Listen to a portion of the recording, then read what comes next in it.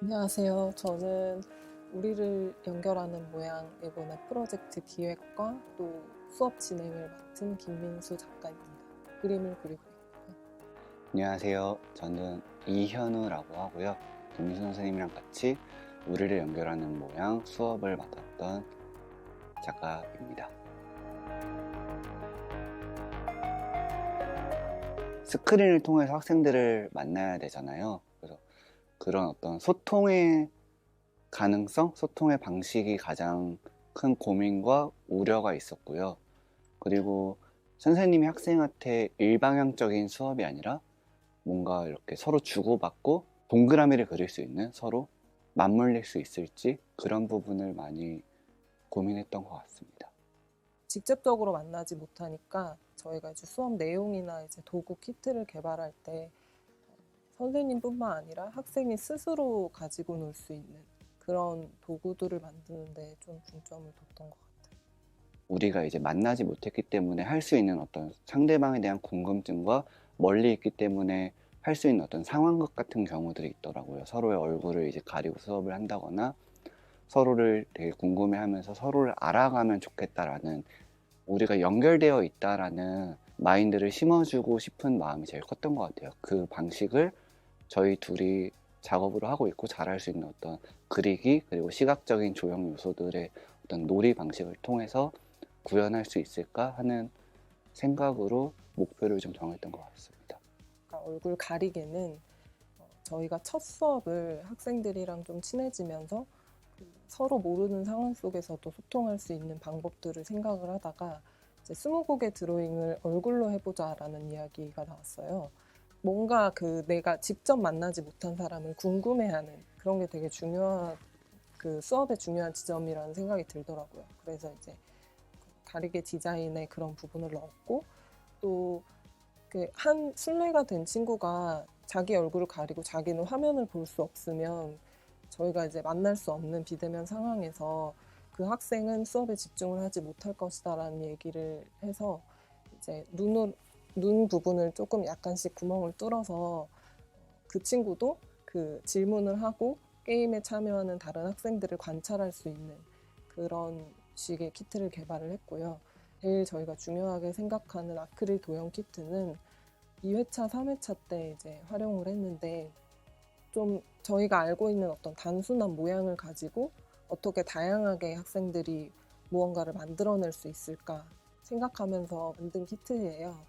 동그라미 세모 네모를 가지고 아이들이 놀았으면 좋겠는데, 그것을 이제 스케치북에 그냥 그리는 것보다 정말 말 그대로 도형이 있으면은 바둑을 두다가 바로 알을 치워버리는 것처럼 학생들이 조금 더 유연하게 즉흥적으로 놀기가 더 쉬운 상황을 만들어줄 수 있더라고요. 아이들이 그 시각적인 놀이를 직접 만지면서 되게 그 촉각적으로 가지고 올 수도 있고, 물리적으로 아까 말씀하신 것처럼 그 장난감처럼 놀 수 있는 태도가 조금 더 집중할 수 있고 효과적이지 않을까, 그런 생각으로 키트를 제작했던 것 같아요.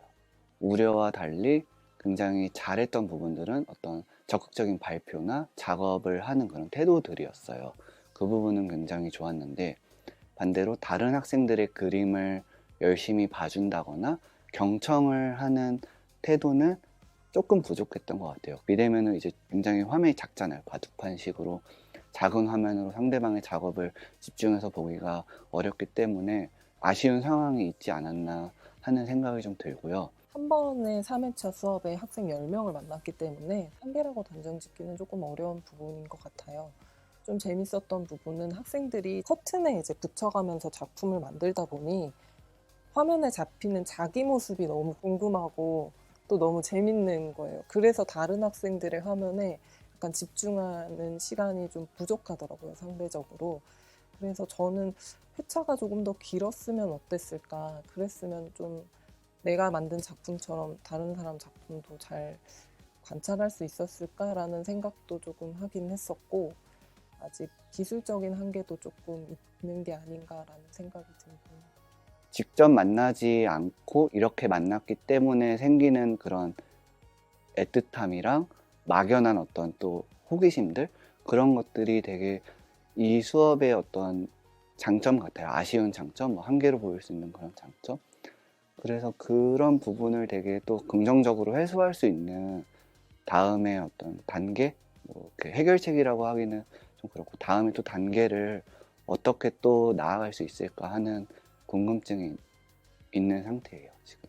대면 수업을 할 때 제가 이제 바라는 환경은 예술 교육에서는 약간 선생님의 역할이나 학생의 역할이나 사실 동일하다고 생각을 하거든요. 모두가 다 뭔가 자기만의 것을 찾아 나가려고 하는 그런 시간에 함께하는 동료라고 생각을 하는데 저희는 진행을 할 뿐이고 이제 모두가 동일한 상황 속에서 같은 재료로 혼자만의 방에서 이제 작업을 하다 보니 그런 부분들이 좀 이루어지지 않았나라는 생각이 들고 코로나와 상관없이 예전부터 사실은 비대면으로 수업을 받을 수밖에 없는 사람들이 있었을 것 같은데 그거를 너무 고민을 안 해봤던 것 같다라는 생각이 들더라고요. 뭐 병원에 있는 학생들이라던가 아니면 꼭 어린 학생들이 아니더라도 대면으로 수업을 참여하기 어려운 사람들.